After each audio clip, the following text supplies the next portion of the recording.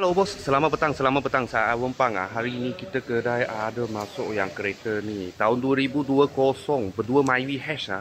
Ini gearbox pakai AT gearbox. Kalau baru sikit punya dia pakai CVT. Tapi ini kereta harga murah 34,800 saja. Kalau full loan bulanan anggaran 400 lebih sehingga 500 sahaja. Ikat bank lah, ikat bank. Dalam banyak cantik. Semua leather. Tengah ada Alcantara lah. Okey. Tepi pintu handle semua cantik. Tapi servis pun ada kat sana.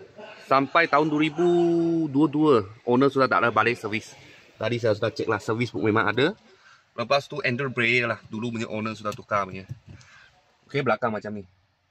Semua cantik lah kereta ni, tak ada apa masalah. Cak pun okey lagi. Tahun 2020 berdua Myvi ya, 1.5 punya. Harga jual 34,800. Kalau dia punya spotlight panjang punya itu pakai CVT lah, CVT gearbox.